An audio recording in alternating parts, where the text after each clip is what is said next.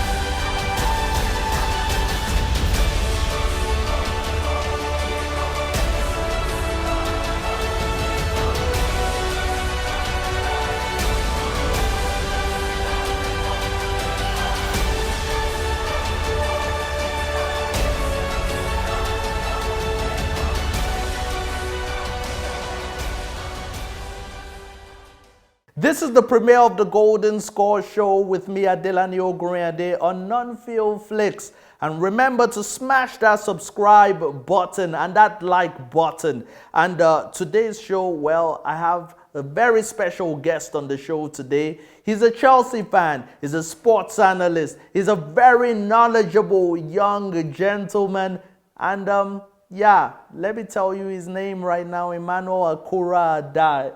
Emmanuel, how are you feeling today? I could see you looking good in your blue, suit. I'm all good, I'm okay. I'm doing Yeah, good. yeah. Well, anyway, though, let's get into the fashion. Just as nice as the fashion is also very nice when it comes to analyzing football. Well, let's get straight into it. Let's talk about the English Premier League. Yeah. Chelsea versus Manchester United. We did not see any goals. We did not see what we expected to see from that game. How did you feel about the game? You see, it's a game where two people that respected each other. That's what I saw. I saw in a game where the coaches were very cautious of their selections, their formations that they used. It was just about Chelsea going there not wanting to concede goals, and Manchester United also trying to make sure that if they can't score, they shouldn't concede. And at the end of the day, we saw what the outcome was. So for you, that was just negative football. We just saw Jose Mourinho kind of. I wouldn't call that negative football. I would rather call it more of a tactical master plan, from two coaches who want to maintain their status quo on the league, and also make sure that they are not, now going there to lose focus with their plan. So I wouldn't call that a negative or a game. Okay, let's talk about some of the controversial decisions we saw in that game. Yeah. Well, there were penalty shouts flying all around the place. Yeah. Who deserved to have a penalty in that game? Well, look, there's something that I've said to you a lot of times about the VAR. I'm against it for so many reasons. The reasons are that the VAR was taking away the glamour that comes with the league and the game itself, because these decisions are the reason why we have topics. These decisions are the reason why you have fans, debating each other about, oh, that was a penalty, it wasn't a penalty. And us also sitting here to talk about this game shows that the controversial decisions are working. Now, to answer your question, yes, the penalty, Manchester United got a penalty. I'm not going to lie about that. But for the fact that the VAR was able to, not used, let me say they were not used. The referee wasn't ready to listen to the VAR, so at the end of the day, the decision was the right one. Well, I know rival fans around the world are missing the Frank Lampard Chelsea. You know that Chelsea that used to lose games and nobody's missing it.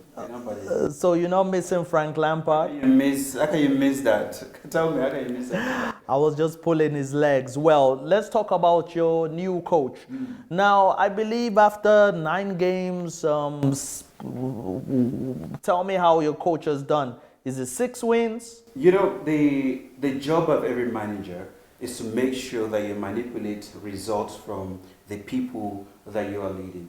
And in the previous coach regime at Chelsea, we saw a coach that failed to realize the fact that without these players, there's no him as a manager. You know. So what's so different about Thomas Tuchel? Is team it cohesion? all right? Is that what is making Chelsea so simple as that. difficult Look, to beat? You have the likes of Alonso, Okay. who Lampard discarded and promised them that for as long as he was going to be the Chelsea coach, they're not going to play for Chelsea. You know, and when this coach came in, the first thing he did was bringing the players together. Now imagine you as a leader having people who you are not talking to.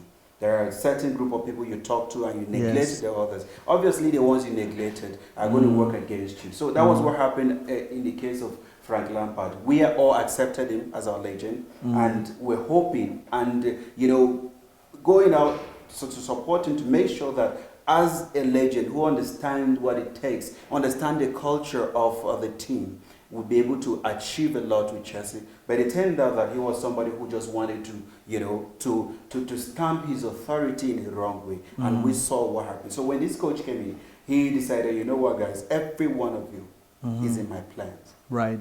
You know, he brought everybody together, brought them back. The guys that were on exile, he said, guys, come back. I need each and every one of you. And we saw that in his first 2 to 3 games. He started giving chances to the guys that were not even playing at all. You know, just say, Xabi Alonso, go out there and play for me. You go out there and play, you're in my plan. So it was a mind game from the coach. And so far, it's working for Chelsea. Oh, I love it. You could see the passion in his eyes when he was talking about Chelsea. His eyes were glittering. Oh, I wish you knew this man when Frank Lampard was in charge. He wasn't this happy. Now, tell me, where do you expect Chelsea to finish up on the Premier League table? What are you expecting from the FA Cup, from the Champions League? What are your expectations this season? To be realistic with you, Adelani, top 4 is all we can hope for. You know, because the league is over. City are in flying. I mean, they're flying right now. I don't think there's anyone who will catch up with them, you know. But Chelsea, I see Chelsea finishing the top 4. That if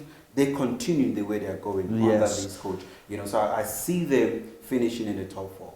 Okay, you see them finishing in the top 4. And Manchester United, what do you see happening to Manchester United in the Premier League? They also have a very good team. They actually exceeded my expectations. Yes. I was expecting Manchester United not to struggle, understanding the fact that some of the players were not happy, and also, you know, the coach, a lot of people were complaining about him not being able to motivate the players to play for him. But so far, they're in the 3rd position, in the 2nd position rather. And, you know, that to me, I feel they're doing very well. And if they continue the way they're going, I see them also finishing in the top 4.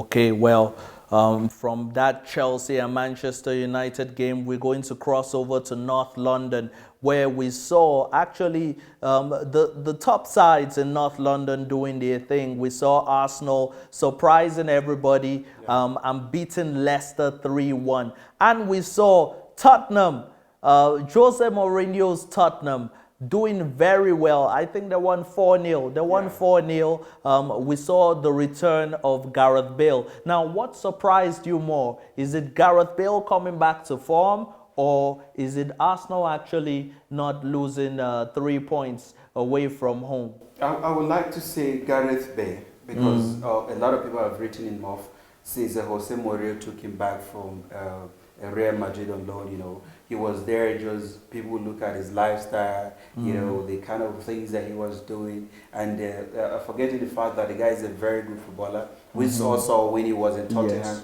before he went to Real Madrid. Won a lot of Champions League, won trophies there, and so people, the English media especially, don't give him a chance to thrive at Tottenham. But we saw what he did, and I'm so happy for him, because as a footballer, people don't consider the fact that when you move into a new terrain, you're going to experience what I call cultural shift.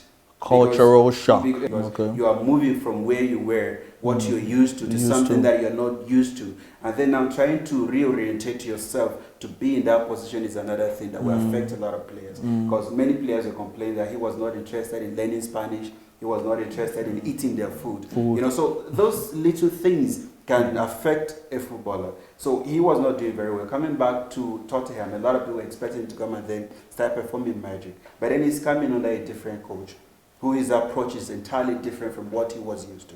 You know, so I think for me, him scoring 2 goals and also assisting was just a fantastic. Was just a fantastic performance. And well, Jose Mourinho is another coach that has been under fire recently, and I'm sure he needed that win, didn't he? He needed it because as a coach who also have set that standard. There's a standard that he has set right now, that the contract you're giving to other coaches is different from what you're giving to Jose Mourinho.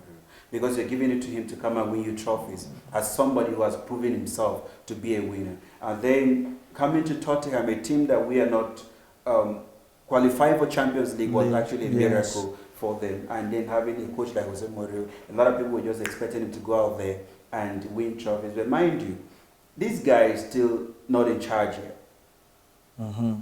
Most of the signings are there. Those are the players I met on ground. Like, you know who Mourinho is. If you go to a club, you want to sign players, quality players that can be able to win trophy with. But so far, he's doing okay, you know. So yeah. And he's doing okay. Well, Emmanuel Akurada, actually, before we move away from talking about the English Premier League, I just want you to predict your top 4. Who's your top 4 teams for this season? I think the obvious one is Manchester City finishing first. Yes. And then the other third positions are open for everyone who plays very well. Okay. I don't have a favorite candidate who will finish in the top 4. But I can say to you that Manchester United, Leicester City, Chelsea, or Liverpool, these teams they are the ones that will compete for the top 4. Wow, I was going to be very shocked if he left out Chelsea in that top 4 list. Very well, so yeah, you can put them there. All right, okay, we will put them there. He says it's Manchester City, Manchester United, Liverpool, and Chelsea. Am I correct? City, yes. Oh, and Leicester City. So top 5 teams. Are you sure of what you're saying? Or you want to? There's one that obviously when you're talking about these teams, you need to isolate, which is Manchester City. They're the first. They're the champions. Waiting. So after them, the other 4 are fighting for the top 4 position. Well, from the football fields to the athletics tracks, there's controversy around Caster Semenya again, and she would be appealing to the European Courts of Human Rights about just the levels of testosterone. You know, there's a bit of controversy around that when it comes to Caster Semenya. Just quickly, before we go on a short break, what do you think about that? Do you think that they're being too harsh on her? I think they have their reasons to why the rule was introduced. They want to give the restriction. You know, and also, at the end of the day, she is also within her right to also appeal as an athlete who is not comfortable with the decision. All right. Well, we would see what happens with that case. I mean, Caster Semenya is a phenomenal athlete, and there should be no restrictions placed on her, really. It's a free world. Well, we'll be back with more action. Stay tuned.